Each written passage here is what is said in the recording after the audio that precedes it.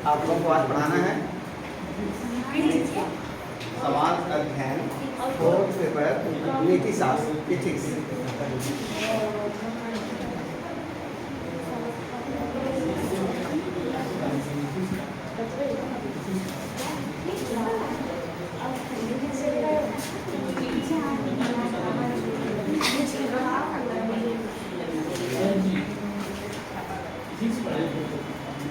आदेश है ऊपर से इथिक्स क्या शनिवार को इथिक्स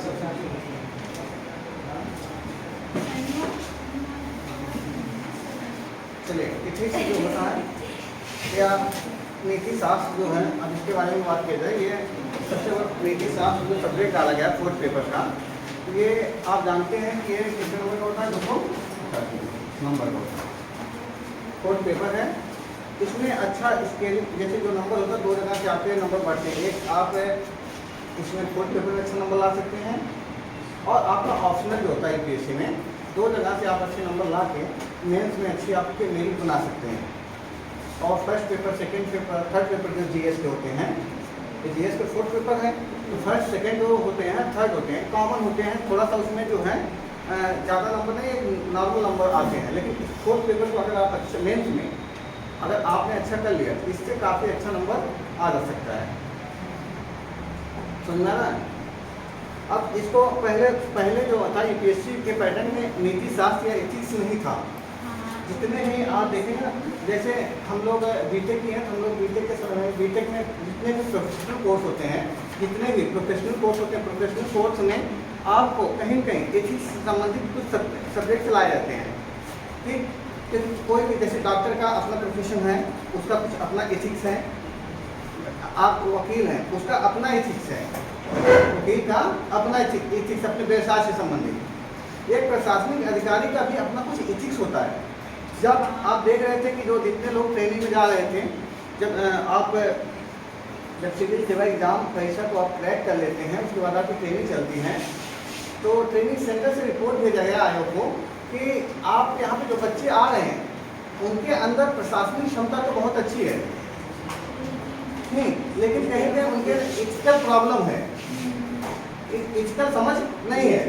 इस पे काम करिए, कुछ ऐसा पैटर्न बनाइए ताकि हम तो जैसे वहाँ पे यूपीएससी क्या करती है, यूपीएससी के ट्रेनिंग सेंटर में आपको एथिक्स से संबंधित आपको वहाँ पे आपके अंदर एथिकल वैल्यू डेवलप किया जाएगा। लेकिन उनकी कामना है, उनकी इच्छाएं हैं कि आप ऑलरेडी जो हैं कुछ आपके अंदर एथिकल वैल्यू हो। इसकी समझ के लिए उन्होंने अनुशंसा किया था आयोग से कि आप ऐसा कुछ पैटर्न बनाइए। आयोग ने 2013 में इसको क्या कर दिया, ऐड कर दिया कि एथिक्स जो है एक पेपर के रूप में, चौथा पेपर के रूप में जोड़ दिया। एथिक्स अगर बात की जाए तो एथिक्स जो होता है किस सब्जेक्ट से संबंधित है। अगर एथिक्स देखा जाए तो अगर कहा जाए फिलॉसफी जो है, फिलॉसफी का संबंध एथिक्स से है। फिलॉसफी का संबंध किससे है, एथिक्स से। लेकिन जो फिलॉसफी वाली एथिक्स है, जो प्रोफेसर पढ़ाते हैं यूनिवर्सिटियों में चलती है, उसका अप्रोच अलग है। ठीक, उनके अप्रोच अलग है। और जो आपको एथिक्स पढ़ना है, आपको एथिक्स जो पढ़ना, आपको प्रशासनिक कहा जाए संबंधों से संबंधित जो एथिक्स है उसको पढ़ना है। समझा ना। जैसे फिलॉसफी अगर आप लेंगे तो उसमें एथिक्स आता है, लेकिन वो एथिक्स और ये एथिक्स में थोड़ा सा बिहेवियर में अंतर है। समझा ना। तो सोशल एथिक्स हो जाता है, ये थोड़ा प्रशासनिक एथिक्स, क्योंकि आप प्रशासन में जाएंगे उससे संबंधित पढ़ना होगा। समझा ना। एथिक्स में आप जानते हैं एक कुछ सिद्धांत होते हैं, कुछ थ्योरी होती है। आधा 50% आपका थ्योरी लगभग और 50% इस थ्योरी पे बेस केस स्टडी होती है। केस स्टडी होती है। जैसे अगर एथिक्स में देखा जाए तो 50% थ्योरी पे क्वेश्चन रहेगा, लगभग बोल रहा हूँ 50% क्वेश्चन थ्योरी पे रहेगा। और इन्हीं थ्योरियों पे इसी थ्योरी पढ़ेंगे, शासन क्या होता है, सुशासन क्या होता है, सत्यनिष्ठा क्या होती है, आपका अभिवृत्ति क्या होती है, अभिरुचि क्या होती है, या नैतिकता क्या होती है। इन सब आपको या आप पढ़ लेंगे इसी में एक प्रशासनिक अधिकारी के अंदर क्या क्या उसके अंदर नैतिकता होनी चाहिए। ठीक, ये सब पढ़ा जाए थ्योरी होगी। इस थ्योरी को आप पढ़ लें, इसके प्रैक्टिकल के रूप में आपको समझने के लिए वो केस स्टडी देते हैं। क्या देते हैं? Case study. Case study case बना दिया जाएगा, कोई एक ऐसा मतलब एक ऐसा केस बनाया जाएगा, उस पर कहा जाएगा आप इस सिचुएशन को कैसे हैंडल करेंगे, कैसे आपको इसको सॉल्व करेंगे। उस पर 50% क्वेश्चन है, तो लगभग 125 नंबर के क्वेश्चन, लगभग बोला हूँ, लगभग थ्योरी के 125 करेंगे, 125 के केस स्टडी के। तो लेकिन आप जानते हैं थ्योरी जो केस स्टडी होती है, केस स्टडी हमेशा याद रखिए, जो केस स्टडी होती है एथिक्स के साथ में, वो थ्योरी पे बेस होती है। किस पे बेस होती है? थ्योरी। जो थ्योरी होती है उसी पे केस स्टडी भी बनती है। तो इसीलिए सबसे पहले अगर हम थ्योरी नहीं समझ पाएंगे तो फिर केस स्टडी समझ पाएंगे नहीं। हमें पहले क्या समझ होगा? थ्योरी। इसीलिए हम पहले जो चलेंगे थ्योरी को लेकर चलेंगे। थ्योरी को लेकर चलने से पहले हमें बताना पड़ेगा इसमें क्वेश्चन कैसे आते हैं थ्योरी में। थ्योरी में कैसे, जैसे अगर हम समझ लें कि समस्याएं क्या आती हैं हमारे साथ। जैसे देखिए एथिक्स जो पढ़ना है, एथिक्स में एथिक्स का मेंस में रोल है, इंटरव्यू में रोल है। दो जगह रोल देखा जाएगा इसका। एथिक्स का परीक्षण दो जगह आपका किया जाएगा, एक मेंस में होगा 4th पेपर के रूप में, और इंटरव्यू में भी होता है। जैसे पूछ लेगा क्या आप एक ईमानदार व्यक्ति हैं, तो कहे आप कहेंगे हाँ, फिर पूछे क्या आपने हमेशा ईमानदारी दिखाई है इंटरव्यू में, आयोग पूछ सकता है। फिर अब ईमानदारी की बात की जा रही है तो कहाँ पे चल रही है? एथिक्स का पेपर है। करप्शन, भ्रष्टाचार, ये इन सबको किस मुद्दे से आप किस नज़रिए से देखते हैं। आपके व्यक्तित्व का परीक्षण करते समय इन सब चीज़ों पर ध्यान बहुत ज़्यादा दिया जाता है। साथ ही साथ एथिक्स का जो पेपर नीति शास्त्र डाला गया है, ये आपके जीवन में अगर सही से एथिक्स कोई आपको पढ़ा दे या एथिक्स सही से पढ़ा दिया जाए तो आपकी जो आधी समस्याएं हैं, जैसे आप जाते हैं ड्रेसिंग रूम में, ड्रेसिंग रूम में कपड़ा खरीदने जाते हैं, आप अपने बारे में अपने कपड़े का डिसीजन नहीं ले पाते हैं, 4 लोगों से पूछते हैं ये अच्छा लग रहा है खराब लग रहा है। अपने कपड़ा ही अच्छा लग रहा है खराब लग रहा है। आप खाना बनाते हैं, आप खुद बनाते हैं, कोई भी खाना बनाते हैं, खाना बनाने के बाद खाना देने वाले पूछते हैं आपको अच्छा लग रहा है खराब लग रहा है। कहीं ना कहीं आप अपने आप को अपना डिसीजन लेने में सक्षम नहीं हैं। ये तो यही बताता है। आप कोई भी चीज़ करते हैं, कोई भी कृत्य करते हैं, उस पर किससे अपेक्षा करते हैं? समाज से। समाज बताए ये गलत है सही है। कहीं ना कहीं आपकी डिसीजन पावर कमजोर है, कहीं कहीं आपकी डिसीजन पावर कमजोर। अगर आपको एथिक्स सही से पढ़ा दिया जाए, क्रोध पे नियंत्रण आप पा सकते हैं, भय पे नियंत्रण पा सकते हैं, डिसीजन अच्छे से ले सकते हैं। आपका व्यक्तित्व अगर किसी सर बताए हैं, अगर हम लोगों की तैयारी हमें विकास दीप्ति सर एथिक्स पढ़ाए थे, मतलब 3 घंटे क्लास थी और पढ़ाया गया था 75 क्लासें लगभग थी एथिक्स की, 25 क्लास। 75 क्लासों में हमने ये चीज़ देखा, हमने सभी सब्जेक्ट को पढ़ा, अपना अनुभव बता रहा हूँ। सभी सब्जेक्ट को पढ़ने के बाद मैंने जो अपना अनुभव फील किया कि एथिक्स एक ऐसा सब्जेक्ट है, अगर इसे ना पढ़ाया जाए ना जीवन अधूरा है। ये पर्सनल लाइफ से भी संबंधित है एथिक्स। आपको पर्सनल लाइफ में भी आपको मदद करेगी एथिक्स। कैसे किसी से बिहेव करना है, क्या किस सिचुएशन में पीछे हटना है, किस सिचुएशन में आगे बढ़ना है, क्या हमारा कर्तव्य है जिसको किसी परिस्थिति में पूर्ण करना है, किस परिस्थिति किसी को कैसे हैंडल करके पूर्ण करना है, ये डेवलप करेगी आपको एथिक्स। आप जीएस के पेपर तैयारी करते हैं इसलिए आपको थोड़ा सा अभी जीएस में पढ़े हैं इसलिए एथिक्स पहले नहीं समझ में आ रही है, लेकिन एथिक्स ऐसा पेपर है, एथिक्स ऐसा है इसके बिना आपकी तैयारी पूर्ण है। एक सुनना ना, जैसे इसमें अगर बात करें, अगर मैं इसे बता दिया, इसका इंट्रोडक्शन थोड़ा सा दे रहा हूँ कि इसकी ज़रूरत, अगर हम एथिक्स सही से पढ़ें तो आपको व्यवहारिक लाइफ में भी डिसीजन लेने में सुविधा होगी। ठीक, साथ अब जैसे आप किसी पहले आप आजकल एक प्रथा जो चलती है आजकल के विवाह में कि पति जो लड़का होता है लड़की होता है एक दूसरे को देखने जाते हैं, एक दूसरे से बातें करते हैं, उसके बाद भी सही डिसीजन नहीं हो पाता। देखिए कोई भी डिसीजन 100% परफेक्ट नहीं होगा, लेकिन इतना सोचते तो कुछ लोग, सभी लोग कहते हैं हमारे साथ गलत हो रहा है, हम समझ ही नहीं पा रहे हैं, हमारे साथ गलत उसने कर दिया। गलत वो नहीं किया, आपके अंदर बौद्धिक क्षमता डेवलप ही नहीं है कि गलत सही समझ पाए। हम बहुत अच्छे थे, उसके साथ गए बिगड़ गए। आप बहुत अच्छे थे तो समझिए, आप अच्छे नहीं थे, आप मान लिए थे, अच्छे रहते ना तो वो समझते जब उसके साथ जा रहे हैं तो कैसा व्यक्ति है पहले उसका परीक्षण करते हैं, ठीक, बाद में आप कह रहे हैं उसकी वजह से हो गया। तो आप हर गलती के लिए खुद जिम्मेदार हैं। और जिम्मेदार 2 कारणों से हैं, या तो 2 कारण होंगे, या तो गलती को आप पहले से जान रहे हैं तब भी कर रहे हैं, एक कारण है कि हमें पता है कि हम जाएंगे, अगर हम बियर बार में जा रहे हैं या किसी डिस्को बार में जा रहे हैं, अगर हम नशा से संबंधित पदार्थ को खाएंगे तो हमारे स्वास्थ्य पर प्रतिकूल प्रभाव पड़ेगा, ये तो हम जानते हैं। ऐसी कंडीशन में अगर हम जाके ऐसी कंडीशन में फिर भी हम जाएं और उसके बाद हमारे साथ गलत हो, हमारे लीवर किडनी पे, फिर हम कहें यार हमारे साथ गलत हुआ, उसने ले गया, तो उसमें कहीं भी हम पहले से जान रहे थे ये हमारी गलती है।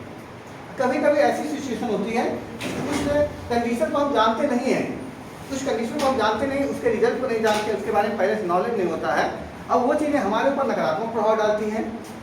तो ऐसे भी लाइफ में होती हैं, जैसे आप मान लीजिए कोई व्यक्ति लुलु मॉल में नहीं गया है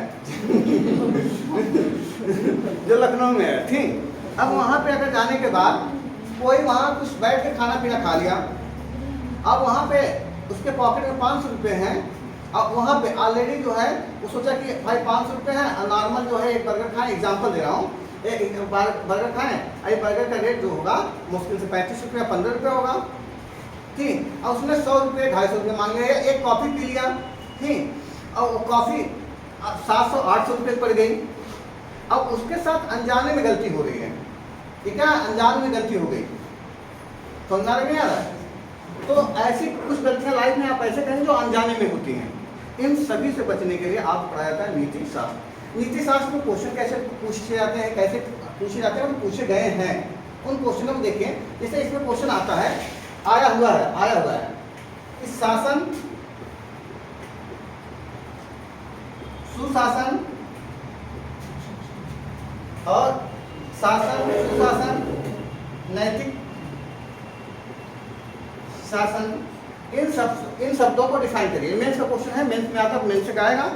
एक ही दिया है कि शासन, सुशासन और नैतिक शासन, इन तीनों में अंतर क्या है, इसको आप स्पष्ट करिए, इन तीनों को स्पष्ट करिए कि सुशासन क्या होता है, शासन क्या होता है, शासन क्या होता है, सुशासन क्या होता है, नैतिक शासन क्या होता है।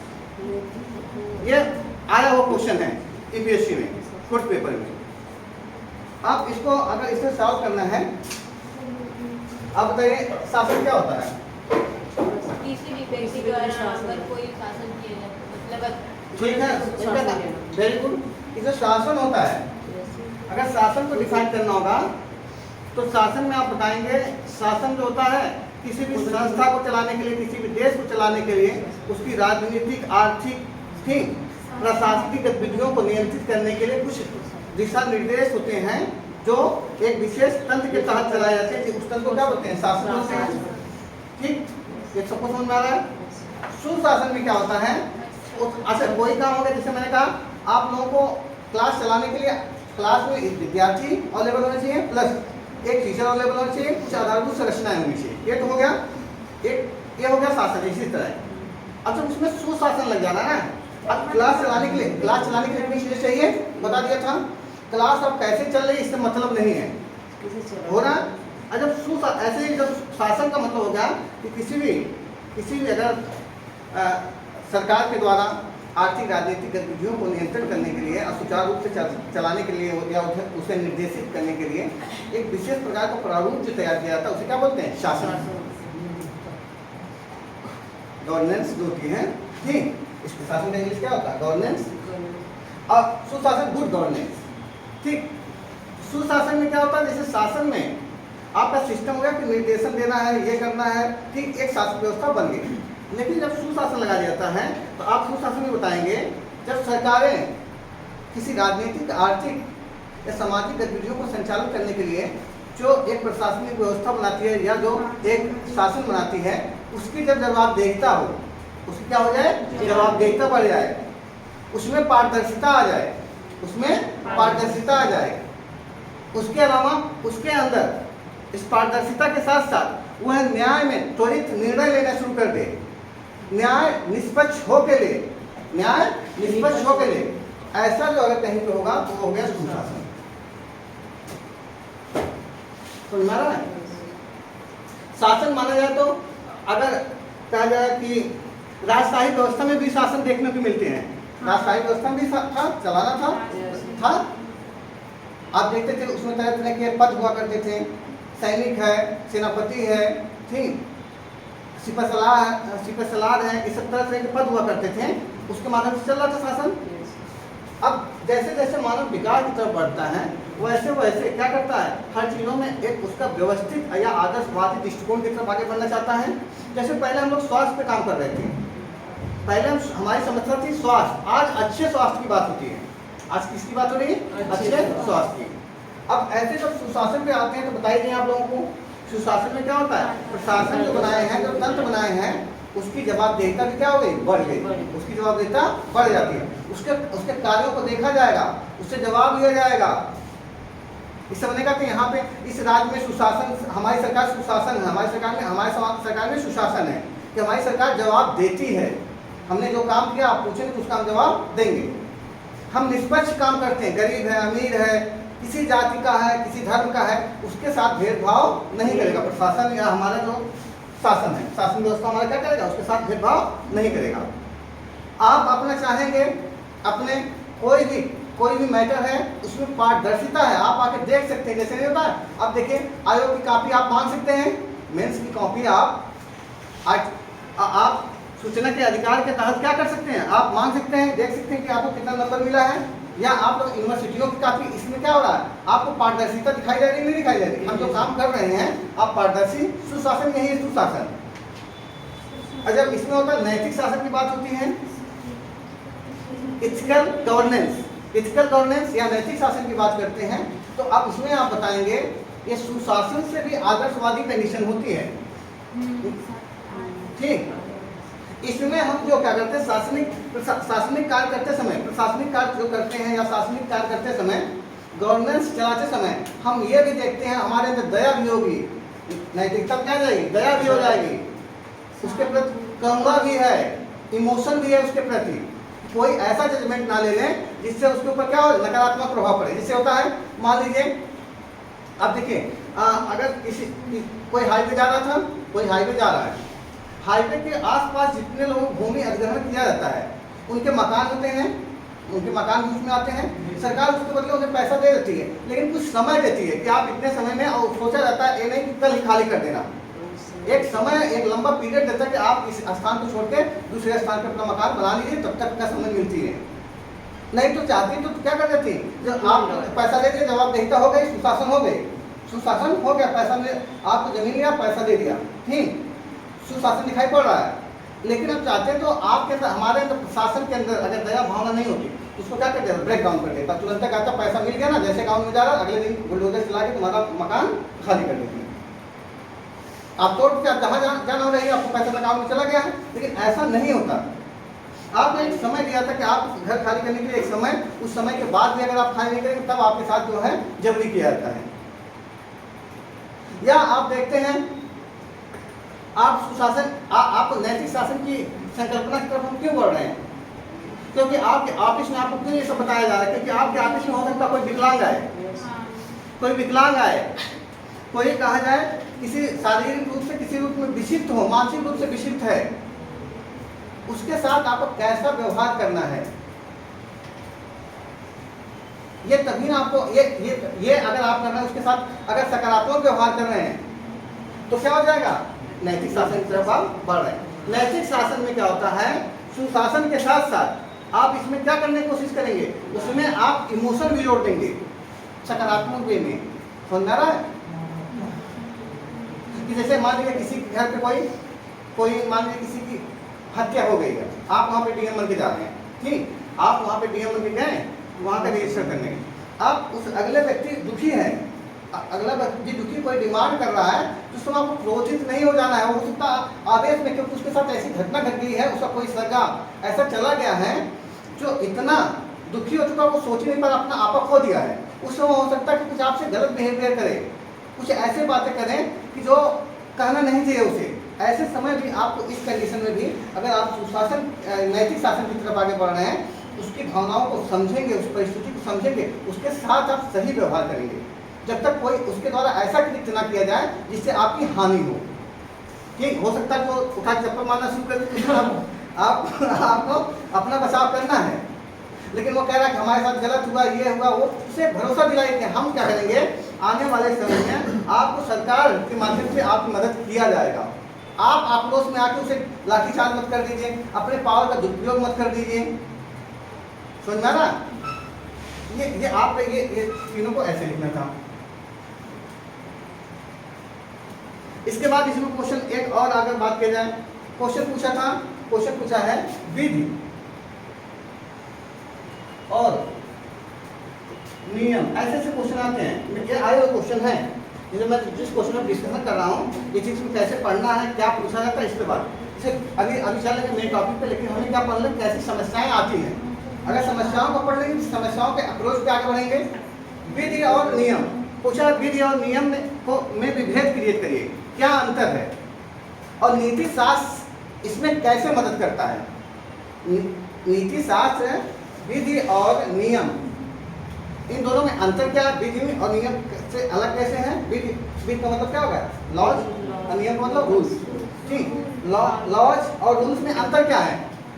ठीक, और साथ ही साथ इसमें एथिक्स कैसे इन दोनों को और परिपक्व अवस्था में लाने की कोशिश करता है, कैसे इनके लिए काम करता है। ये पूरा क्वेश्चन है आया हुआ।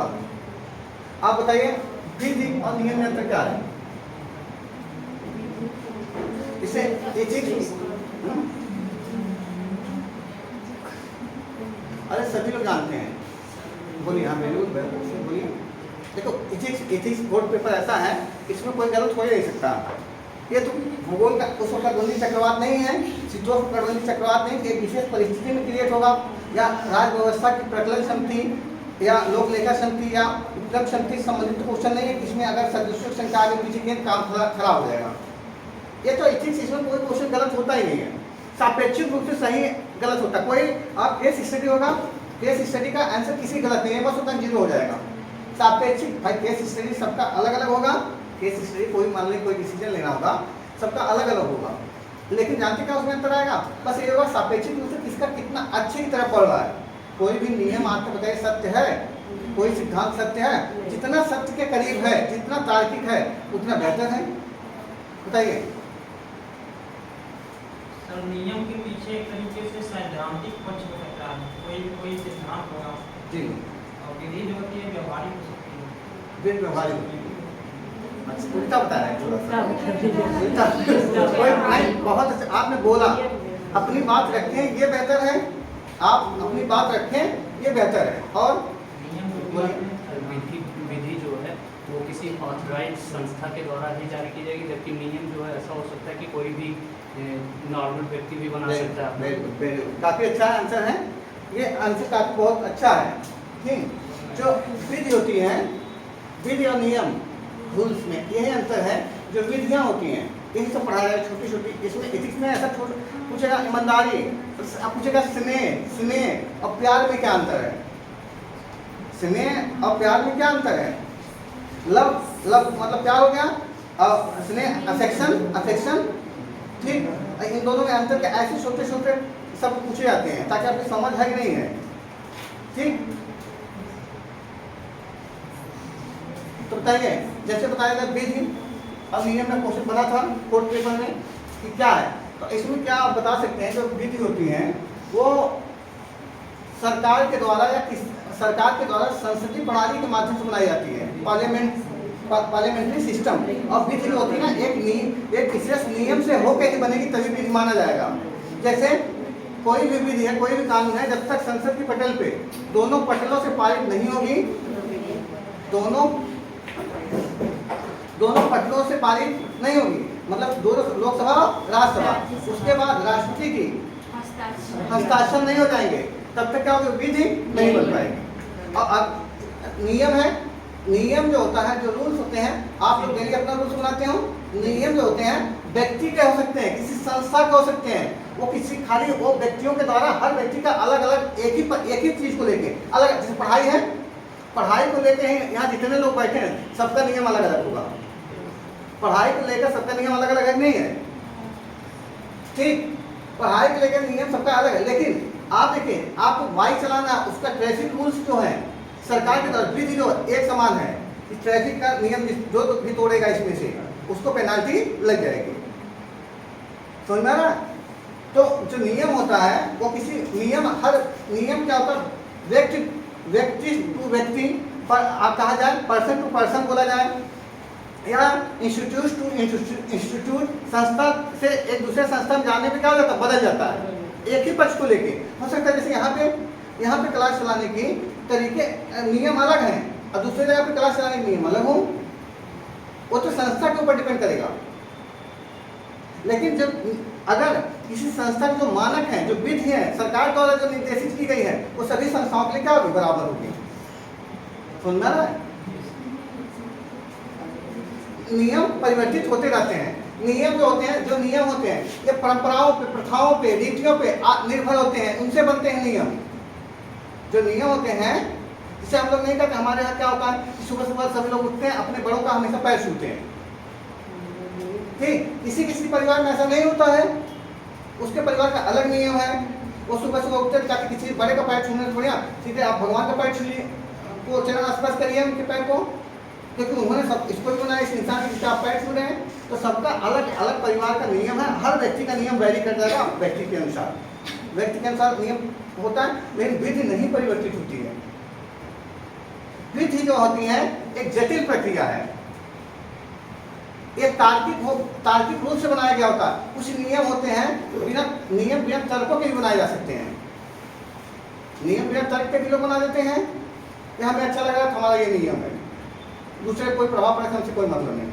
लेकिन विधि जो होती है हमेशा कोशिश करती है कि ज़्यादा से ज़्यादा लोग इससे लाभान्वित हों और पूरे समाज को एक साथ जोड़ के चलने की कोशिश करती है। समझ में आ रहा ना? नियम विधि में आसानी से परिवर्तन नहीं किया जा सकता। क्या अच्छा बताओ, विधि जो है, जो कहा जाए लॉज हैं, उनको क्या आसानी से आप परिवर्तित कर सकते हैं? नहीं, उन्हें पार्लियामेंट में संशोधन करना पड़ेगा, या उससे संबंधित कोई संशोधन ला के उसमें किया जा सकता है। लेकिन नियम में क्या होता, आसानी से अनिल का नियम था कल से 6 बजे सुबह पढ़ेंगे, आज नियम बदल दिया कि रात में 6 बजे पढ़ेंगे। बस उसके लिए कोई वो परिवर्तन करने के लिए कोई विशेष जटिल प्रक्रियाओं से नहीं गुजरना पड़ेगा। ये सब मेंस के क्वेश्चन के आंसर बता रहे हैं, ऐसे ही लिखना पड़ेगा आपको। ठीक, आप कह सकते हैं विधि होती है जटिल प्रक्रिया होती है, उसका नेचर कैसा होता है, जटिल। और नियम सरल नियम होता है, सहज होता है। समझ में आ रहा है? अब इसमें अगला पॉइंट जो डाला है, अब नीति शास्त्र का इसमें क्या योगदान है विधि और नियम में? नीति शास्त्र का योगदान विधि और नियम में क्या है? कहता है कि कोई भी विधि या नियम अगर नीति के नैतिकता के विरुद्ध है तो वो पूरे समाज को लाभान्वित नहीं करेगा, जिससे समाज पर नकारात्मक प्रभाव पड़ेंगे। जैसे धारा 377, धारा 377 क्या है? समलैंगिकता।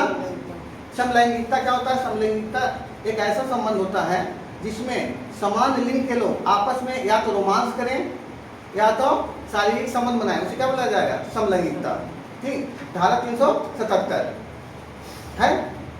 अब धारा 377 तो अगर देखा जाए, न्यायालय ने क्या कर दिया, इसे मान कर दिया। न्यायालय ने इसे क्या कर दिया? मान। ठीक, न्यायालय ने इसे मान कर दिया, लेकिन क्या समलैंगिकता नैतिक है? न्यायालय ने मान कर दिया, लेकिन समलैंगिकता नैतिक है? आप बताइए। समलैंगिक आप अब देखिए, अब ये नहीं कि आप यूपीएससी की स्टूडेंट इसमें बात करना पड़ेगा। जिससे वेश्यावृत्ति क्या होती है, आपसे इंटरव्यू पूछा जाएगा वेश्यावृत्ति क्या होती है, अब क्या बताएंगे? जब कोई भी महिला पैसे के आधार पे अपना शारीरिक संबंध बनाए तो उसे बोला जाएगा, इस कृत्य को बोला जाएगा वेश्यावृत्ति। पैसे के आधार पे शारीरिक संबंध बनाना वेश्यावृत्ति कहलाता है। अब ये सब परिभाषाएं आप नहीं वेश्यावृत्ति नाम आ गया, हम बोलोगे नहीं करेंगे। ठीक, गलत है, गलत ही तो चीजों का, जिसे मानव तस्कर क्या है, ठीक, बलात्सरम क्या है, बेगार श्रम क्या है, इससे पूछा था कहीं नहीं, ये सब ऐसे कृत्य हैं, अनैतिक हैं। ठीक, हम इसके बारे में बोल ही नहीं सकते, नहीं तो हमें फिर नहाना पड़ेगा घर पे जाके। तो फिर आप डीएम बन के ऐसे कृत्यों पर कैसे सॉल्व करोगे? आपको यही समस्याओं का समाधान करने के लिए आपको डीएम बनाया जा रहा है। ये नहीं कह रहा है समस्या को डीएम बन जाना, खूब अच्छा जिला चल रहा होगा, उसमें खाली बैठ कर तुम्हें सोना होगा, कुछ सोचना नहीं होगा। जितने भी अवैध कृत्य होंगे, अनलीगल कृत्य होंगे, उन्हीं का समाधान करना होगा। तो कृत्यों की परिभाषाएं समझनी होगी, कौन सी कृत्य क्या है, जिस पे आपको बात करना पड़ेगा। समलैंगिकता समझने में आएगा सबको।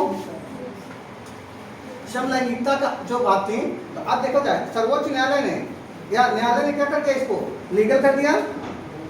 धारा 377 को क्या कर दिया, लीगल कर दिया। कहा कि आप समलैंगिक विवाह कर सकते हैं, समलैंगिक संबंध बना सकते हैं। लेकिन सरकार ने कहा नहीं, ये नैतिकता के क्या है, विरुद्ध है, नैतिकता के विरुद्ध है। उसने हवाला दिया हिंदू मैरिज एक्ट का। कहा कि हिंदू मैरिज एक्ट में कहा गया कि कोई व्यक्ति विवाह अपोजिट लिंग के आधार पर करेगा, नहीं तो निषेचन की प्रक्रिया कैसे संचालित होगी, समाज आगे कैसे बढ़ेगा। अगर देखा जाए जो शारीरिक संबंध है बनाया जाता है, यह एक तरह का क्या है, एक तरह का परंपरा है। उसमें क्या किया जा रहा है, हम निर्वाहन करते हैं। ये प्राचीन काल से वेदों में, साहित्यों में बताया जाता है। इसके माध्यम से क्या होती है, हम अपना जो समाज है उसको आगे बढ़ा रहे हैं। अगर समलैंगिकता आ गई समाज में, तो उसमें क्या हो जाएगा, समाज पे नकारात्मक प्रभाव पड़ेगा। हो सकता है कुछ समय बाद मानव प्रजाति क्या हो जाए, समाप्त हो जाए, सभी लोगों को इधर ज़्यादा इंटरेस्ट पड़ जाए। तो सरकार इस पर नहीं मानी। तो कहीं न कहीं इससे पता चल रहा है, आप एग्जाम्पल लेंगे, इससे पता चल रहा है कि हमें कोई भी नियम बनाते समय नैतिकता की भावना को ध्यान में रखना चाहिए, नीति शास्त्र को भी ध्यान में रखना चाहिए। या सेरोगेसी है, सेरोगेसी क्या होती है बताइए, अपने जीन का प्रयोग करके किसी अन्य गर्भ में बच्चों को जन्म देना। बताइए, ठीक है बताओ। इसमें क्या होता है कि कोई महिला जो है किसी दूसरे के बच्चे को अडॉप्ट कर सकती है, मतलब उसका अपने घर में बच्चे को पाल सकती है। हाँ, सेरोगेसी एक प्रोसेस है जिसमें क्या होता है, कोई भी महिला अगर दूसरे के बच्चे को अपने गर्भ में पालती है, ठीक, और फिर वो बच्चा हो जाता है तो उसको क्या कर देगी, वापस कर देती है, ठीक। ऐसा इस कंडीशन में सेरोगेसी पद्धति ठीक है। अगर किसी की पत्नी है, बीमार चलती है, उसका स्वास्थ्य या उसके अंदर ऐसी टेंडेंसी नहीं है कि वो बच्चा पैदा करते, क्या उसके पास कोई समस्याएं, उससे संबंधित स्वास्थ्य संबंधी असुविधा कोई ऐसी है, ठीक, करेगी तो उसके जान को कोई खतरा पड़ सकता है और उसे पुत्र प्राप्ति की चाह है, ऐसे कंडीशन में साइंस ने उसे एक विकल्प दे दिया। लेकिन लोगों ने क्या करने लगा, इसका व्यवसायिक रूप से उपयोग करने लगे। व्यवसायिक लाभ हम 5 लाख रुपए लेंगे, ठीक, लोग क्या करने लगे, व्यवसाय संबंधी से काम भी कराने लगे। कहे कि अब देखो हमारी वाइफ है, अब इसके पास जो है वो नहीं है, समय नहीं है, ऑफिस में काम कर रही है और हम भी ऑफिस में काम कर रहे हैं, एक तरह की एक असहनीय पीड़ा होती है, इससे तुम्हें मुक्ति दिला देते हैं। 5 लाख रुपये 6 लाख रुपये तुम्हारा महीना, अगर मल्टीनेशनल कंपनी में आप जॉब करेंगे 5-7 लाख रुपये महीना आप इनकम है, 5-7 लाख रुपये में गरीब औरत को दे दिया जाएगा। सब आपका सब चीज़ें हम लोगों की रहेगी, खाली उसके मतलब उसके घर में पल रहा है, मान लो अकबर की तरह मामला है, ठीक।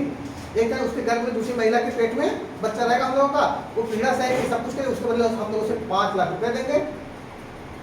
ये इसका व्यवसायीकरण हो गया। तो कहीं न कहीं नैतिकता, आप क्या कर रहे हैं, पैसे का लालच देके पैसे का लालच देके आप किसी को आप पीड़ा दे रहे हैं। क्या दे रहे हैं, पीड़ा। समझ आ रहा है, पैसे की लालच देके पीड़ा दे रहे हैं, अनैतिक हो गया, नहीं हो गया। अगर व्यवसायिक रूप से, इसीलिए सेरोगेसी का अगर व्यवसायिक रूप से किया जाएगा तो क्या हो जाएगा, अनैतिक हो जाएगा। इसीलिए सरकार इस पर रोक लगाई, व्यवसायिक रूप से रोक है इस पे। बोलिए। तो आप इसका एग्जाम्पल दे सकते हैं कि हमें नीतियां बनाते समय या विधि बनाते समय नैतिकता की भावना रखनी चाहिए। अच्छा देखो, जो नीति होती है, कोई भी नीति है, कोई भी या अगर कोई नियम है, कोई विधि है, सब में कहीं न कहीं नैतिकता होती है, सब में कुछ न कुछ नैतिकता होती है। लेकिन हम जितने नैतिकता की तरफ आगे बढ़ेंगे उतनी अच्छी लाभकारी विधि या नियम होंगे। लेकिन सभी विधि नैतिकताओं से जुड़ी नहीं हो सकती। ऐसा नहीं कि सभी जो नियम हैं, जो रूल्स हैं या सभी जो लॉज हैं, उसमें क्या हो, एथिक्स दिखाई पड़े, एथिकल वैल्यू दिखाई पड़े। अभाव भी हो सकता है, समझना नहीं आ रहा। जैसे अब देखें, अगर देखा जाए अभाव देखना है तो जैसे देखिए, लोगों को तो फांसी चढ़ाया जाता है, अगर कोई कृत्य ऐसा किया है अगर कोई ऐसा कृत्य किया है जिसका सजा क्या है, फांसी है, जिस व्यक्ति को फांसी चढ़ाया जा रहा है उसको मारा जा रहा है, इस कृत्य में कहीं नैतिकता दिखाई पड़ रही है वहां पे खाली जाके देख रहे हैं तो भाई जिसको फांसी लगने जा रही है उसके साथ अनैतिक कार्य होने जा रही नहीं हो जा रही है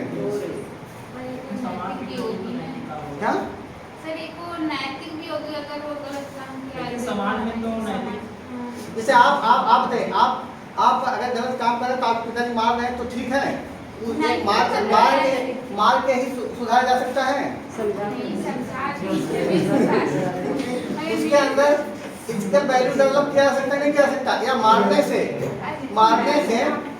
से अगला आदमी अपराध नहीं करेगा। अगर कहीं का डाटा ऐसा दिखा रहा हो किसी कंट्री का कि वहाँ लोग फांसी चढ़ा दे रहे तो वहाँ पे जो है अपराध कम हो रहा है। ठीक, अपराध आप समझना पड़ेगा।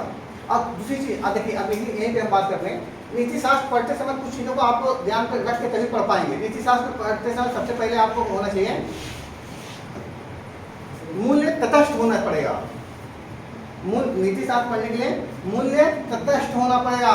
इसका मतलब कि मूल्यों को लेकर अपने न्यूट्रल होना पड़ेगा। आपका मूल्य अलग हो सकता है, हर जैसे मूल्य का मतलब कीमत से नहीं है, इकोनॉमिक से संबंधित नहीं बोला जा रहा। वो वैल्यू वाली जो वहाँ पे वैल्यू है, समझ आ रहा है, वो वहाँ वाली बात नहीं कर रहा इकोनॉमिक्स वाली। यहाँ पे जो आपके अंदर जो मूल्य हैं कुछ नहीं कहते हैं, हमारे कुछ वैल्यू हैं कि हम इस काम को ऐसे करेंगे। आप कुछ अलग है, एक ही चीज़ को लेकर अलग अलग वैल्यू सबके इंसान हो जाते हैं, मूल्य हो जाते हैं, समझ में आ रहा है।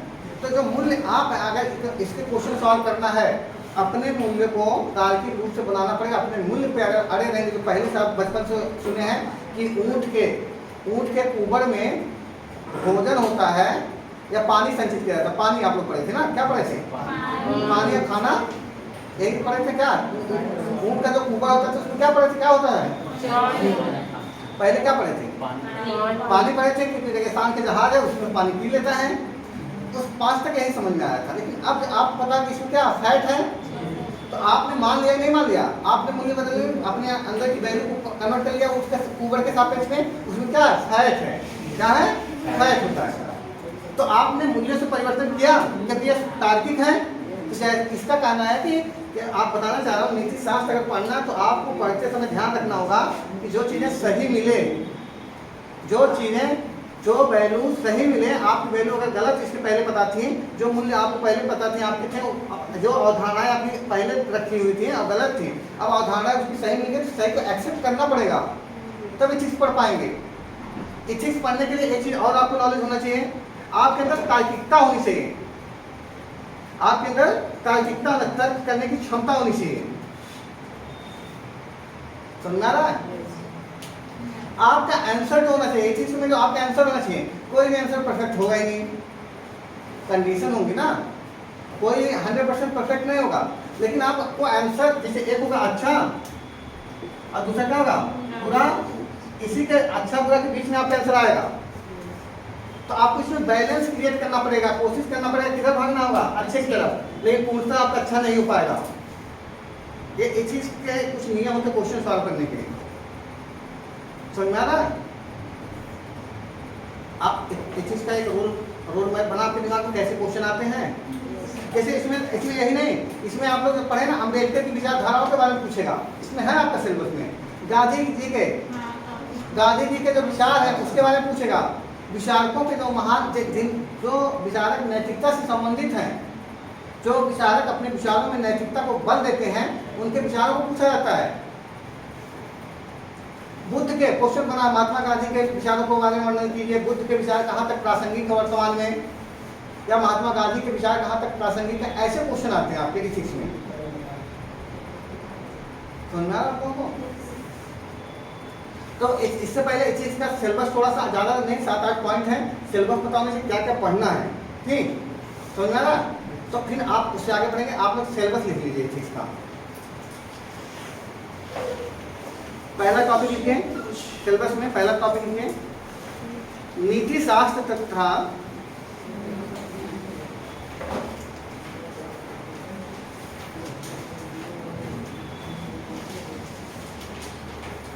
नीति शास्त्र तथा मानवीय से संबंध, पहला टॉपिक है। अब पढ़ना नीति शास्त्र तथा मानवीय सहसंबंध। पहला टॉपिक कौन सा पढ़ना है? नीति शास्त्र तथा मानवीय सहसंबंध। सहसंबंध नीति शास्त्र, इसमें क्या पढ़ेंगे? नीति शास्त्र है क्या, इसके मानव से कैसे इसका संबंध है, नीति शास्त्र का महत्व क्या है, समझ में आ रहा है? इन सब चीज़ों के बारे में पढ़ेंगे। नीति शास्त्र कितने प्रकार की होती है, नीति शास्त्र की अवधारणा कहाँ से आई, इसका मेन की पॉइंट क्या है, ये सब भी पढ़ना आपको है। ये पहला टॉपिक इंट्रोडक्शन। ठीक, मानव के साथ, हम मानव अपने लिए पढ़ रहे हैं, इसका मानव के साथ संबंध क्या है, ये पहला टॉपिक हो गया। दूसरा पॉइंट इसमें अभिवृत्ति। अभिवृत्ति अभिवृत्ति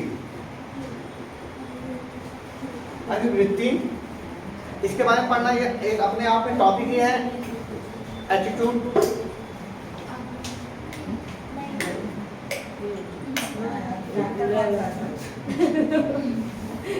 तीसरा लिखे सिविल सेवा के लिए, सिविल सेवा के लिए अभिरुचि, सिविल सेवा के लिए अभिरुचि तथा बुनियादी मूल्य। सिविल सेवा के लिए अभिरुचि तथा बुनियादी मूल्य।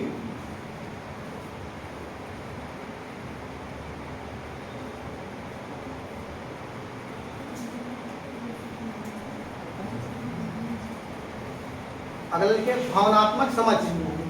भावनात्मक समझ बहुत बढ़िया होनी चाहिए। भावनात्मक समझ में इसमें पढ़ाया जाएगा कैसे भावनाओं को कंट्रोल करें, कैसे भावनात्मक समझ, किसी भावनाओं को समझो। कोई दुखी बैठा है, आप उसके यहाँ जाके, उसके कोई दुखी बैठा हो, बहुत दुखी है, और लेकर उसके बगल में साउंड बजा दिए कान में चाले में, और उसे गुस्सा आएगा नहीं आएगा? ठीक। या कोई खुश है, कोई किसी की शादी हो गई, तब तक आप आए, वहाँ पे लोग शादी में लोग खुशी मना रहे हैं, तब तक आप सुनाने लगे। जानते हैं आज से 5 साल पहले हमारे गांव में एक लोग थे, उनकी शादी हो गई तो मर गए। ऐसे कुछ लोग होते हैं।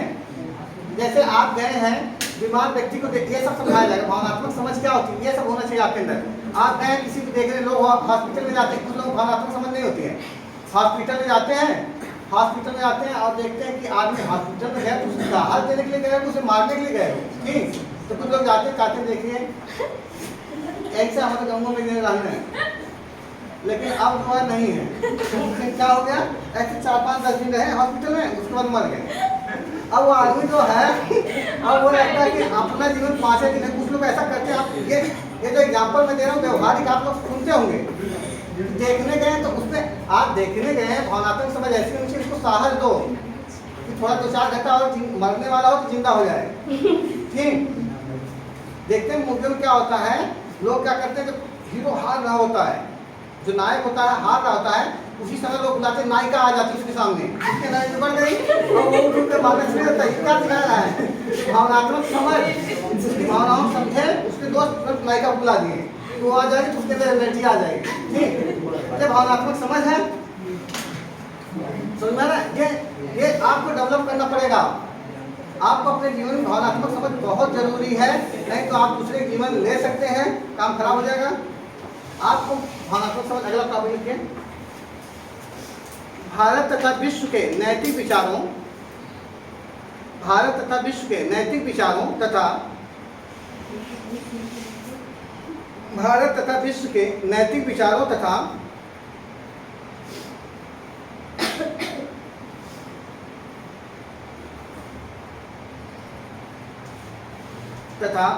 दार्शनिकों के योगदान।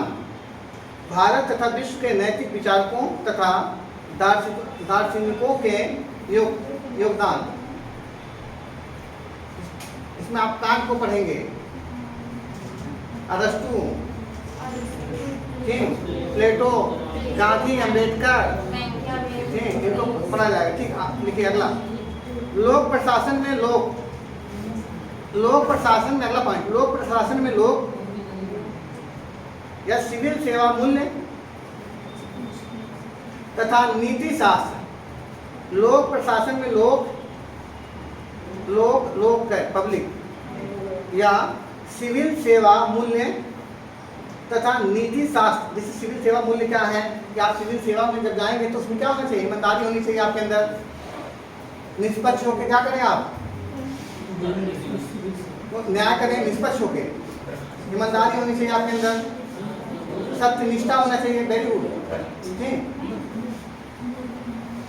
सत्य निष्ठा होना चाहिए आपके अंदर, दृढ़ता होनी चाहिए, सही डिसीजन उस पर टिके रहे, आपके अंदर लोभ नहीं होना चाहिए कि कोई 1 लाख रुपए दिखाया मन डोल गया, ठीक, ये नहीं। आज नियंत्रण बहुत है, कोई मिठाई, आप मिठाई बहुत शौकीन हो, कोई लाके कोई मिठाई खोल दिया, आप सिंगी से मार दी तरह से, ये आत्म नियंत्रण सेल्फ कंट्रोल बहुत मेजर पार्ट। आप डीएम बन जाते हैं, आप डीएम बन के देखते हैं, डीएम जो आता है उसके सामने काजू कतली रख दीजिए, ठीक, चाहे कोई भी कितनी भी सुविधा वाली चीजें रख, अगर वो पावर में है उस समय अपने कार्यों को निर्वहन कर रहा है तो हाथ नहीं लगाएगा। मन तो करता, किसका मन नहीं करता, अच्छा किसका मन नहीं करता अच्छी गाड़ी ले लेना, अच्छा खाना, अच्छा पीना, लेकिन आप डीएम मीटिंग में देखते हैं अगर वो आपके गांव में गया, मोहल्ले में गया, आप कितने भी बढ़िया व्यवस्था कर दीजिए, वो हाथ नहीं लगाना चाहता, बचना चाहता है, क्योंकि जिस समाज के लिए आप निर्णय लेंगे, अगर किसी घर पे आप काजू कतली खा लिए, गए थे मिर्जा के दूसरे वाले के रास्ता के लिए विवाद था, जिसके हाथ खा लिए, अब कहीं कहीं आपको उधर झुकाव बढ़ेगा, ये तो मानव नेचर है,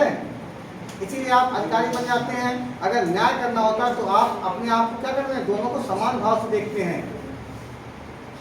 अब निचले स्तर के लोग जो होते हैं जिनको न्याय नहीं करना होता है, वो न्याय संबंधित प्रक्रिया से गुजारते हैं, वो तो जाते हैं तो वो जबरदस्ती मांगते, कुछ पानी मंगा दो, तुम्हारी भैंस दिखाई पड़ रही है, दूध देती है, लग रहा बच्चा है, दूध लाओ तो, ठीक, ये तो ये क्या जितना बड़ा पद होगा आपको, इसीलिए आपने डाला गया, आप अंदर ये ना करें कि कहीं गए किसी भैंसिए मांग लाए कि आपके घर बहुत बढ़िया लगे, हमारे घर बनवा दो, ठीक, क्या हम न्याय करेंगे, सिग्नेचर करेंगे, ऐसा कुछ नहीं होना चाहिए। अगला लिखें, शासन व्यवस्था में ईमानदारी, अगला पॉइंट है शासन व्यवस्था में ईमानदारी।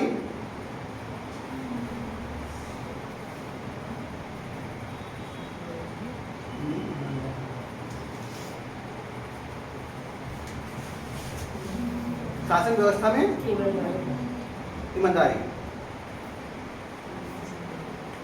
अगला करिए केस स्टडी, अगला जो पॉइंट है केस स्टडी, यही लास्ट है आपका सिलेबस में, केस स्टडी, शासन व्यवस्था में ईमानदारी। अगला पॉइंट है केस स्टडी,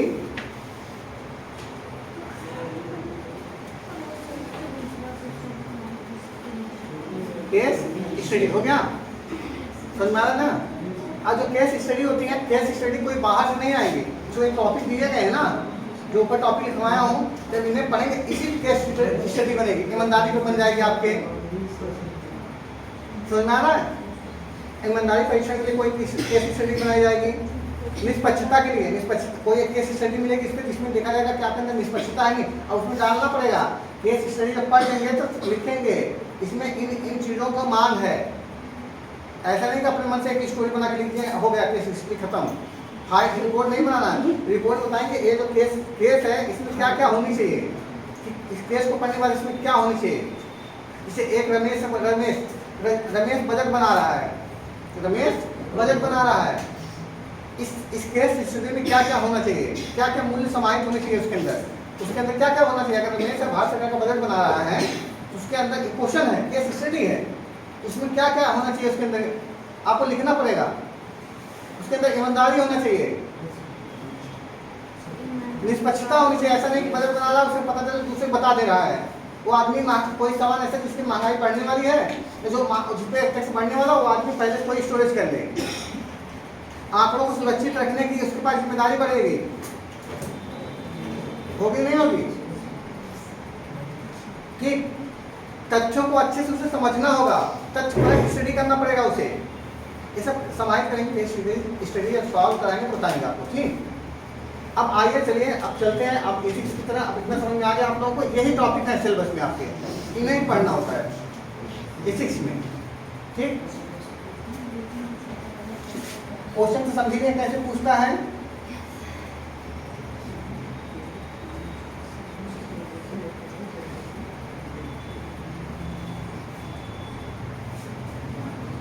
इसमें जब तक सुनिए, जब तक विचारकों के बारे में ना पूछे, तब तक आप क्या करेंगे, विचारकों के बारे में ना पूछे। जैसे महात्मा गांधी के विचारों का वर्णन कीजिए, तब तक विचारकों से अगर कोई नॉर्मल चीजें पूछ रहा है तो उसमें अपने थॉट, तुम्हारे विचार को देखना चाहता है, ये तुम्हारी नीति शास्त्र तुम्हारे अंदर नैतिकता को देखना चाहता है, कितना आपके अंदर है। ये नहीं कि आप लिख रहे महात्मा गांधी के अनुसार महात्मा गांधी ये कह रहे थे, महात्मा गांधी वो कह, आप अपना बताओ।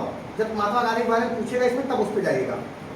हाँ, एक आध दो जगह उनके एग्जाम्पल दे सकते हैं, लेकिन ये नहीं सोचे जितना अधिक से अधिक किसी के विचारों को डालेंगे तो पूछा ईमानदारी क्या होती है।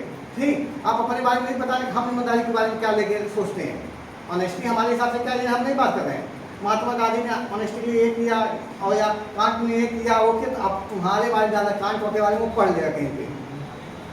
समझा रहा, अच्छा नंबर पाना है तो कुछ लोग लिख के आएंगे कि हम बहुत ज़्यादा विचारकों का नाम लिख के आए, हमारी नंबर मिलेगा। आपसे पूछा क्या जा रहा था, एक पेपर आपको परीक्षण करने के लिए बनाया गया है। जब गांधी जी के बारे में पूछेगा तब बताइएगा। हाँ, एक दो जगह तो आप डाल ही सकते हैं।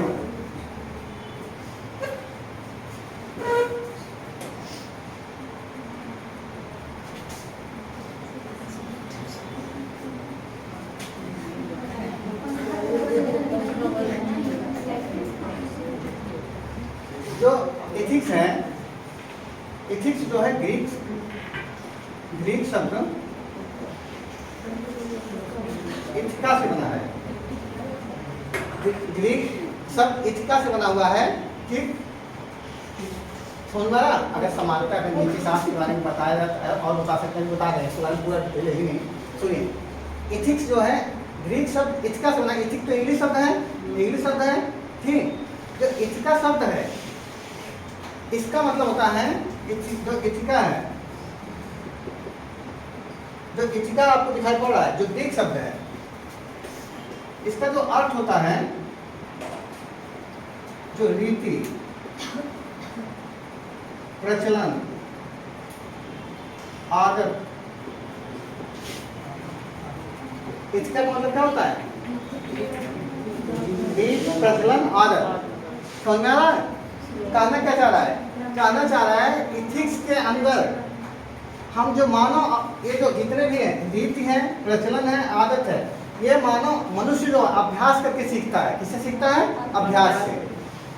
जैसे आपकी जो आदत बनी है, जैसे कुछ लोगों की आदत होती है, कोई क्वेश्चन पूछ देगा नर्वस हो जाएंगे, ठीक, तो अपने सिर पे हाथ रखने लगते हैं या अपना मुंह ऐसे बंद कर लेते हैं। ये क्या हो गया? आपकी आदत है। क्या है? अभ्यास इसका बहुत किए हैं, आपको पता नहीं चला। ठीक, आप गलत बोले, आपके पापा ऐसे मुंह बंद कर दिए थे बचपन में, 2-3 बार आप बोले किसी सामने मत बोलना, फिर वो आदत पड़ गई आपको। अब गलत निकल रहा तो आप अपने गलत हो गया, अब मुंह बंद करने से क्या बंद हो जाएगा? किसी को गलत बोल दिए अब शब्द, उसके बाद अपना मुंह ऐसे बंद कर दो, तो क्या गलत वापस आ गया अंदर, मुंह जाकर बंद हो गया, लॉक हो गया। ये आदत बन गई, नकारात्मक आदत। चाहे कोई रीति है, चाहे कोई प्रचलन है, वो क्या मनुष्य के लगातार अभ्यास करने से आई है। समझ में आ रहा है? ये अभ्यास जनक गतिविधियां हैं। और मनुष्य जो होता है, रीत, प्रचलन या आदत, इनका लगातार आप ये तभी आपके अंदर आएंगे जब आप लगातार क्या करेंगे?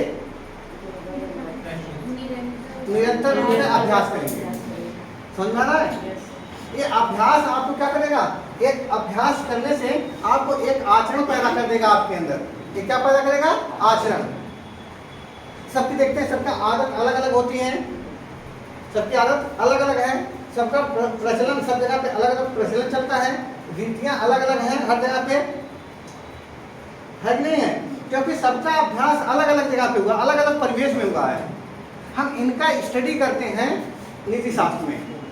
आदत कैसी होनी चाहिए, प्रचलन कौन सी अच्छी है, समझना है? या हमें कौन सी आदत हमारे अंदर रखनी चाहिए, कौन सी रीति रखनी चाहिए, कौन सी रीति नैतिक है, कौन सा अनैतिक है, या आती कहाँ से है, आदत कहाँ से आती है, इस पर ध्यान देना होगा।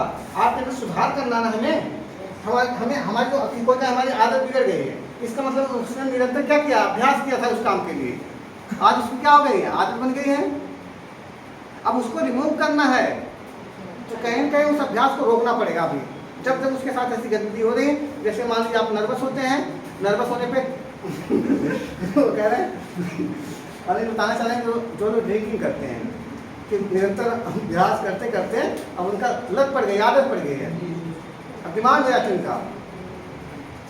या कुछ लोग गाली देते तो हमेशा, जैसे कुछ लोग गाली, ऐसे छोटा सा बच्चा गाली देते देते देते देते अब उसकी आदत हो गई, नॉर्मल बात भी करेगा ना। पश्चिम उत्तर प्रदेश में आप जाएंगे, वहाँ पश्चिम उत्तर प्रदेश के लड़के थे, नॉर्मल बात भी करेंगे अपने पिताजी को भी कभी, मतलब ऐसा नहीं कि सभी बच्चे, लेकिन अधिकांशतः मैं रहा हूँ पश्चिम उत्तर प्रदेश में, तो हर बात में उनके हर शब्द में गाली निकलती है, जिससे सब उसके बाद पीछे गाली। माँ बहन की गाली कॉमन है, अपने यहाँ कर दो तो क्या हो जाएगा, पूर्वी उत्तर प्रदेश में मार जाएगी। क्या उन्होंने उनके पिताजी को देखते थे, अपने पिताजी को देखते तो बोल रहे थे बार बार, ये अपने यहाँ संस्कारों में डाल दिया गया है, गाली दे दिए तो पैर और हाथ को तोड़ के आपके जो गले में लटका दिया जाएगा। बहुत मार खाते थे आप लोग, ऐसे ट्रेनिंग भी ऐसे, बोलो गाली दो, बोलो, जैसे दिए उसके बाद त्रास मिलता था। अब इसके बाद ये रिजल्ट होता है, ताकि कभी मन भी करे ना दो, ऐसा होता है।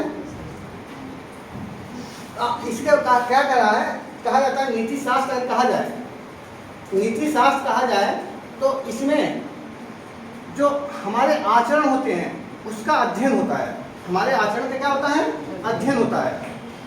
हमारे आचरण में क्या होगा, हमारी नीतियाँ होंगी, हमारी प्रचलन होगी, हमारी आदत होगी, ये तो हमारा आचरण होगा। हमारी आदत ही तो हमारे आचरण होगा। जैसे हमारे भाई साहब थे, हम लोगों के यहाँ देखिए, हमसे बड़े हैं, हम लोगों के सबके यहाँ प्रथाएं होती कि जब कोई मेहमान आता है बिना पूछे नहीं पूछा था, मामा है, मौसा है, चाचा है, चाची, जाके बैग सुनो पहले कि उनका बैग थामो, उनका बैग थामो, ये होता ना। पहले लोग साइकिल जाते, साइकिल पकड़ लो, जब तक पहुँचाने जा रहे साइकिल दे दो उनको, तब तक लेके जाना होता है, कुछ समय तक उनको पैदल फिर उनको देना होता है। सभी लोग इस रीतियों से गुजरे होंगे, हुआ होगा। अब कभी कभी जो आदत होती है वो दोनों की कंडीशन क्रिएट कर देती है। ऐसे हमारे भाई साहब थे, अब वो घर पे कोई कभी कभी होता कि कोई मेन सदस्य नहीं रहता है और सभी महिलाएं तो घर में रहती हैं, पुरुष लड़के उनके बाहर खेलते रहते हैं। एक सुनार आए, सुनार अपना बूट केस लेके आए, तो सुनार जो गांव में होते हैं वो दिखाते हैं, सोना बेचते हैं, उन्हें लगा कोई रिश्तेदार है, और उसका जाके पैर छू लिया और उसका सूटकेस घिसने लगे।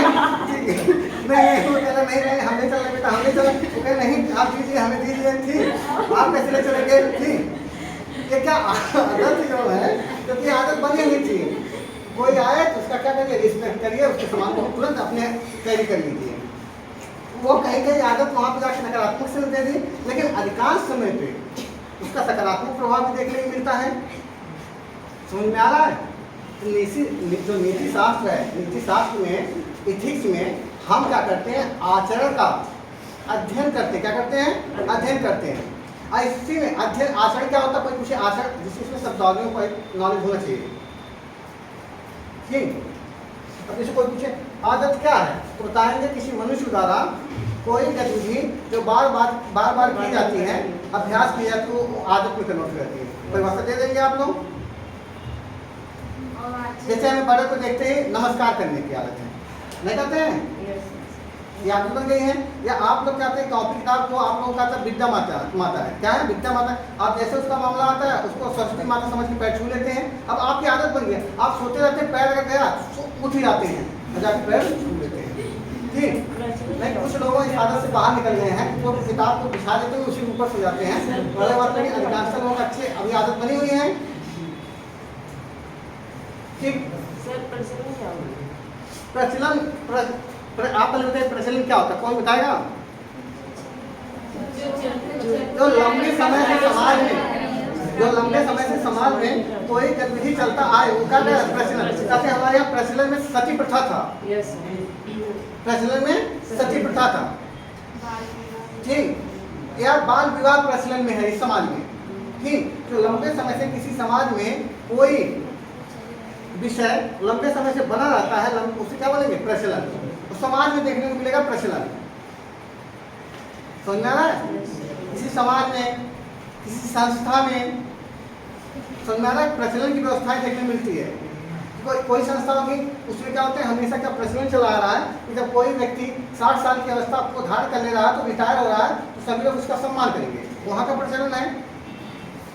कुछ जगह पे ऐसे प्रचलन नहीं होंगे, ठीक। इसके बाद अगर कोई पूछे आचरण क्या होता है, आचरण क्या होता है, बताइए आप लोग। जो मनुष्य जो शैक्षिक क्रियाएं करता है, वही आपका आचरण, स्वेच्छा से जो आप करेंगे, अपने स्वेच्छा से ऐच्छिक क्रियाएं, मनुष्यों द्वारा की जाने वाली ऐच्छिक क्रियाएं, ये आपकी क्या कहलाती है? आचरण। समझ में आ रहा है? तो आचरण, जैसे अपनी इच्छा से जो काम कर रहे हैं, अपने इच्छा से जो काम करते हैं, वही आपका क्या होगा? आचरण होता है। कि किसी दबाव में नहीं, कोई कह रहा है पैर छू लो, नहीं कहते लोग, अब लड़की की आदत है ही नहीं कभी पैर छूने की। ठीक, एक लड़का, आप देखेंगे दो लड़का जो व्यवहारिक इथिक्स समझना, व्यवहार से नहीं करें तो कोई मतलब नहीं। आप घर पे देखते हैं एक मेहमान आता है, एक बच्चा होता है, वो जाते पैर छू लिया, वो इच्छा से करता, वो उसका आचरण है। एक लड़का होता है, उसे कहते हैं पैर छू लो, मौसा पैर छुओ, ऐसे खड़ा रहे, मौसा मिठाई लाए पैर छुओ, देखे मिठाई कहाँ, पैर छू लेगा, मिठाई मिलेगी, अगर लालची होगा मिठाई मिलेगी। अब वो ऐच्छिक आचरण नहीं उसका है, वो आचरण नहीं उसका है, वो तो दबाव में कर रहा है, इच्छा थोड़ा कर रहा है, मिठाई के लालच में कर रहा है, वो उसका आचरण नहीं है। नीति शास्त्र में आचरण का अध्ययन होता है। किसका अध्ययन होता है? आचरण का। नीति शास्त्र में देखा जाता है कि जो आप गतिविधि कर रहे हैं वो नैतिक है कि अनैतिक है या निर्नैतिक है। तीन कंडीशन, नैतिक होता है, अनैतिक और तीसरा शब्द होता है निर्नैतिक। नैतिक शब्द अगर जैसे बोला जाए मोरल, नैतिक शब्द होता है कि आप कोई व्यक्ति पीड़ित है, कोई व्यक्ति पीड़ित है, किसी समस्या से पीड़ित है, ठीक, आप उसकी मदद करें तो आपने नैतिक कृत्य किया। समझ आ रहा है? अगर कोई व्यक्ति पीड़ित है, जैसे मान लीजिए कोई विकलांग है और चल नहीं पा रहा, उसको अगर यहाँ से उसको वहाँ जाना है, आप उसकी मदद करके उसे सपोर्ट देकर वहाँ पहुँचा गए, आपने नैतिक कृत्य किया। समझ में आ रहा? उससे करके उसको लाभ हुआ। समझ में आ रहा है? अनैतिक कृत्य उसे बोलते हैं अनैतिक। अनैतिक कृत्य ऐसा कृत्य होता है जिसमें ऑलरेडी कोई पीड़ित हो, ऑलरेडी कोई पीड़ित हो और उसका एक पैर टूटा था और तब तक दूसरा पैर नहीं तोड़ दी तुम, यह अनैतिक कृत्य हो गया। पीड़ित व्यक्ति को और पीड़ित करना क्या हो गया? अनैतिक हो गया। पहले से पैर टूटा था, एक पैर और टूट गया। निर्नैतिक कंडीशन वो होती है जिसमें कि कुछ ऐसे कृत्य आप करते हैं जिससे ना अनैतिक कृत्य होता है ना नैतिक कृत्य होता है। जैसे आप पानी पी रहे हैं, तो आप, मैं पानी पी रहा हूँ, ठीक, इससे आप लोग कुछ नुकसान हुआ भाई, इससे क्या आपको नुकसान होगा? तो वो निर्नैतिक कंडीशन होती है जिसमें हम क्या करते हैं नीति शास्त्र में, जो गतिविधि मनुष्य जो अभ्यास करता है, जो आचरण करता है, उसी का अध्ययन किया जाता है और जो उसका आचरण होगा वो देखा जाता है नैतिक कृत्य है या अनैतिक कृत्य है या निर्नैतिक कृत्य है।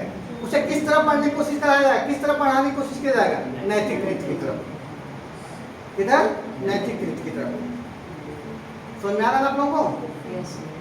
लेकिन आप जानते हैं जो हमेशा नैतिक कृत्य जो होते हैं, नैतिक कृत्य जो होते हैं, कभी कभी दुविधा उसमें क्रिएट हो जाती है।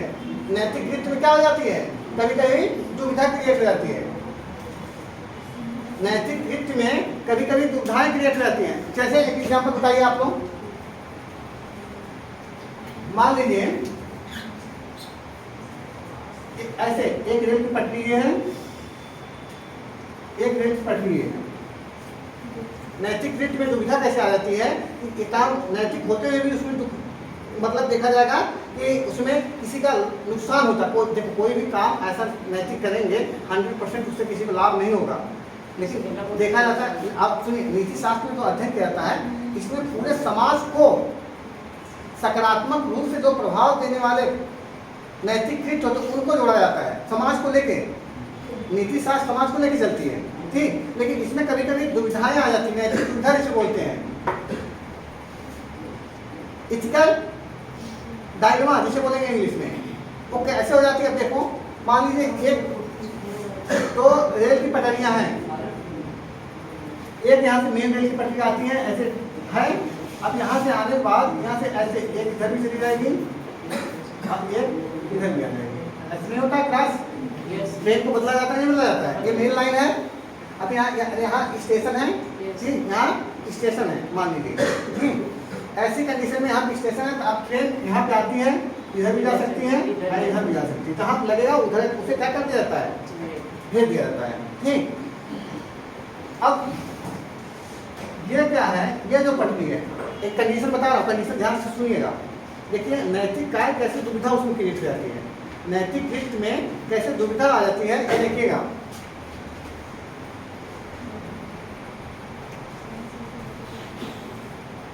अब देखिए, अगर ये जो ये वाली जो पटरी है अनुपयुक्त है, इसका यूज नहीं किया जा रहा, ये लंबे समय से ये पटरी कैसी है, अनुपयुक्त है।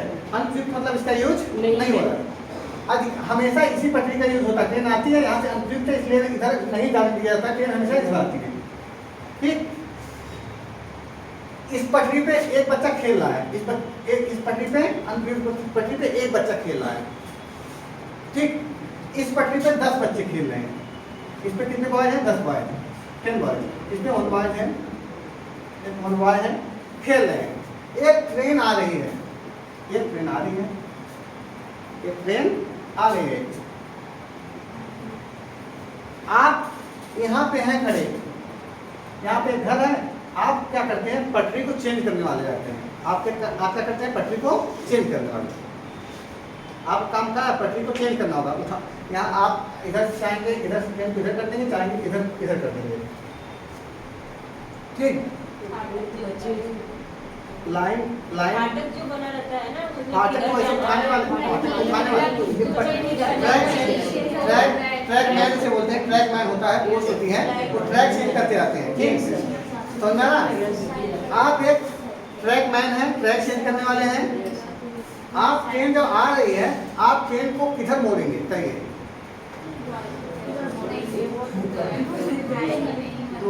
मतलब जिस पे एक लड़का है उधर मोड़ेंगे, जिस पे 10 बच्चे उधर मोड़ देंगे। बीच में नहीं कहा, बीच में पटरी का बताइए।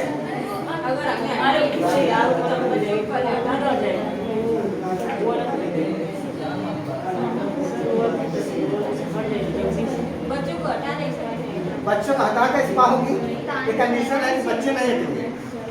हम एक ही तरफ देखना पड़ेगा, जो एक नैतिक तो है जो रोक रहा है वो सामने जाएगा, क्या ट्रेन रुक जाएगा?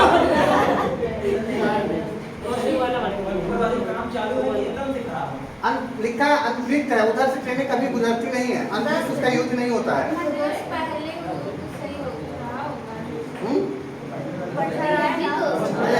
जैसे जब केस स्टडी पढ़ा रहे थे, सुनो, केस स्टडी पढ़ा रहे थे, अपनी भावनाएं मत जोड़ो उसमें। ठीक, तुम्हें क्या करना है ये बताओ। जैसे कुछ लोग इधर जाने कह रहे हैं, जिधर एक बच्चा उधर कर देंगे, जिधर 10 बच्चे हैं उधर करेंगे।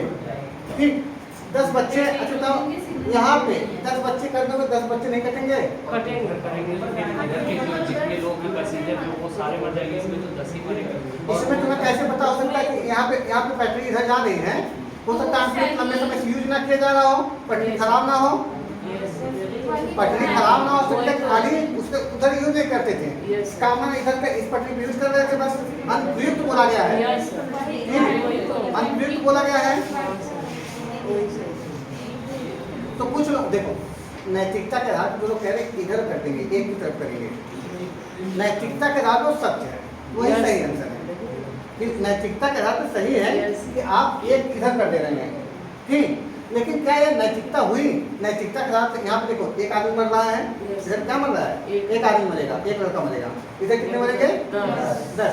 नैतिकता तो कह रही, नैतिकता क्या करती है, जिससे अधिक लोगों को क्या हो, प्रॉफिट हो, अधिक लोगों को प्रॉफिट। अभी आपको नहीं पता कि पटरी खराब है किस लिए, अनुपयुक्त बहुत सी चीजें ऐसा जिसका यूज आप नहीं कर रहे हैं, लेकिन बहुत सी सही चीजें पड़ जाती है अपने घर पे। समझ में आ रहा है? तो नैतिकता की दृष्टि से नैतिकता में दुविधा आ रही, जैसे आप लोग गलती नहीं है, कंडीशन ही ऐसी है। यही तो नैतिकता की दुविधा की, नैतिकता में कभी दुविधा की, इसको कैसे सॉल्व करेंगे, इसके लिए 5 चरण बताए गए हैं नीति शास्त्र में, वही सब पूछता है आपसे। नैतिकता की दुविधा के चरणों को कैसे, नैतिकता की दुविधा जो उन्हें कैसे सॉल्व करेंगे, पहले अभी उदाहरण पहले समझिए। इसमें अगर इधर ट्रेन ले गई, एक आदमी मरेगा और सभी लोग लगभग यही आंसर करना चाह रहे हैं, एक वाले मारो, ठीक। लेकिन ये 10 वाले बच जाएंगे ताकि 10 टू धर्म मोड़ दो। अब इसमें हाँ ये नैतिक दृष्टि से सही है कि एक बच्चा मर रहा है, लेकिन यहाँ पे दूसरी देखिए, वो बच्चा अच्छा बच्चा था, जो जानता था कि इधर ट्रेन नहीं आती, इसलिए वो खेलता था उस पट्टी पे। ये लोग जान रहे हैं, ये 10 बच्चे जान रहे हैं कि इसी ट्रेन आती है जी, उसके बाद उस पर खेल रहे हैं। इसमें कहीं न कहीं नैतिकता की भावना से देखा जाए दूसरे पक्ष से, तो कहीं कहीं गलत पर नहीं हुआ। एक व्यक्ति समझदार है वो रोड के किनारे चल रहा है, ठीक, इधर किनारे पे बड़ी गाड़ियां नहीं आएंगी। एक व्यक्ति 10 बच्चे हैं, वो बीच में आप वहीं क्रिकेट खेलना शुरू कर दिए हाईवे पे, एक्सप्रेसवे पे एग्जाम्पल दे रहे हैं। वो जान रहे हैं कि यहाँ से तो गाड़ी आएगी, अगर ब्रेक भी मारी एक्सप्रेसवे पे आप एक्सप्रेसवे जब किसी एक्सप्रेसवे चलेंगे ना तो कम स्पीड में चलेंगे, तब भी आपके ऊपर क्या होती है, फाइन। और ज़्यादा हो गई तब भी एक लिमिट बना के चलनी होगी। इसीलिए बाधा गया, चारों तरफ से उठा दिया गया एक्सप्रेसवे पे, ताकि कोई भैंस ना आ जाए, कोई जानवर ना आ जाए, कोई आदमी क्रॉस ना करे, ताकि आपकी स्पीड, क्योंकि अगर 120 की स्पीड में गाड़ी आ रही, ब्रेक मारेगी बैलेंस डिसबैलेंस रहेगी, इसीलिए उसे ऊपर बनाया गया है, ठीक, सुरक्षा के दृष्टिकोण से।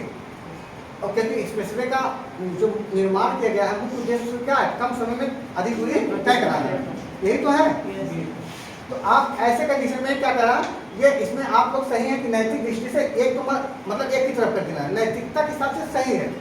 एक आदमी हमने बताया नैतिकता, नैतिक मूल्य वो सही होते हैं जिसमें ज़्यादा फायदा हो कम नुकसान हो, ज़्यादा फायदा हो उस हिसाब से ठीक है।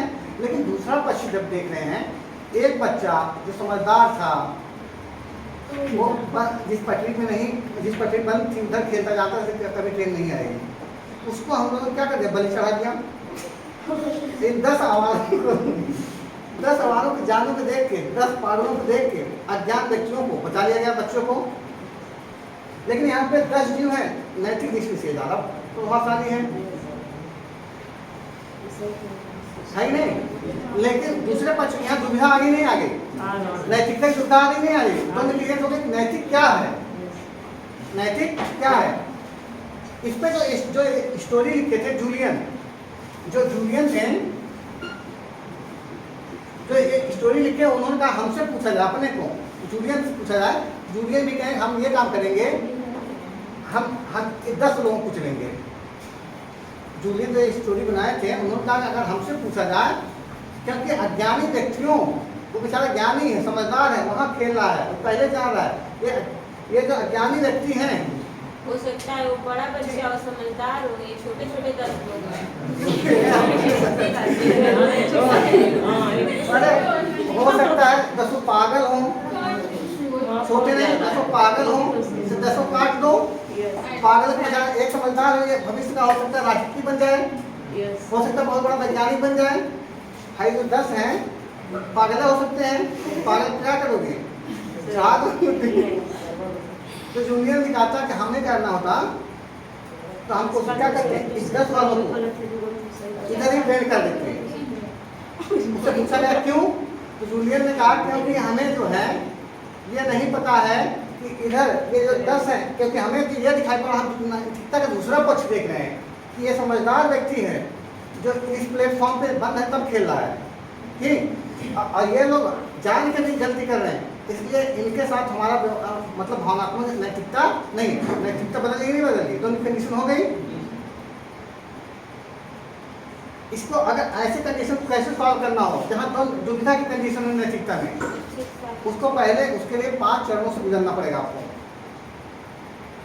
समस्या क्या है, समस्याओं को परिभाषा देखना पड़ेगा पहले चरण में ही, समस्या कैसी है, क्या उसके फिर तथ्य जुटाने पड़ेंगे।